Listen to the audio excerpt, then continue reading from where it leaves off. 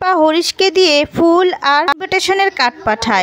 উর্মি বলে আমিও আপনার সাথে যাব। আর তখন হরিশ সূর্যকে বলে শুধু আপনাকেই নিমন্ত্রণ করা হয়েছে বলে সেখান থেকে চলে যায়। সোনা তখন এই কথা শুনে বলে একদম তুমি ওই মহিলার সাথে দেখা করতে যাবে না। সূর্য বলে তুমি চেনো ওনাকে? আর সোনা বলে ওই মহিলা আমার জীবনের সমস্ত কিছু সমস্ত রং মুছে দিয়েছে। আমার স্বামী রুডি এই কথা বলাতে উর্মি গিয়ে সোনাকে আটকায়। আর তখন সোনা বলে তুমি একা যাবে না, গেলে আমাকেও নিয়ে যাবে। ওদিকে সরোজনী মার্কেট, ওদিকে দেখা যাবে গুন্ডা দুটো দীপাকে ফলো করে তার ফ্ল্যাটে আসলে হরিশ তাদেরকে চেপে ধরে সেখান থেকে তারা পালিয়ে যায়। এরপর হরিশ দীপাকে এসে সেই কথাটা জানালে পাশ থেকে অবিনাশ বলে সিসিটিভি ফুটেজগুলো দেখলেই তো দেখা যাবে যে কে এসেছিল। এই বলে সিসিটিভি ফুটেজগুলো চেক করলে দেখতে পায় যে আগের গুন্ডাগুলোকে।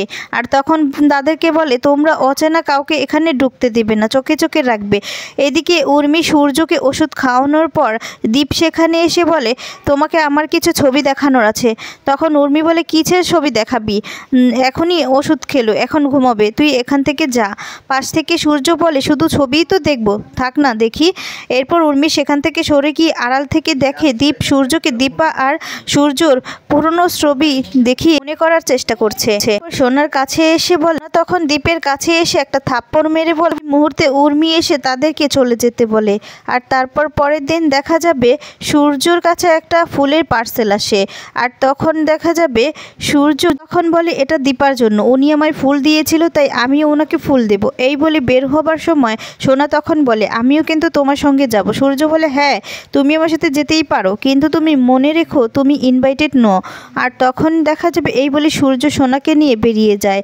এরপর সূর্য দীপার কাছে আসলে দীপাকে ফুলের মালাটা দেয়। এরপর দীপা সূর্যের দিকে এক দৃষ্টিতে তাকিয়ে থাকে। দীপা খুব খুশি হয়ে যায়। তো বন্ধুরা আজকে ভিডিওটি কেমন লেগেছে কমেন্টস করে জানিয়ে দাও। ধন্যবাদ, ভালো থাকবে, সুস্থ থাকবে।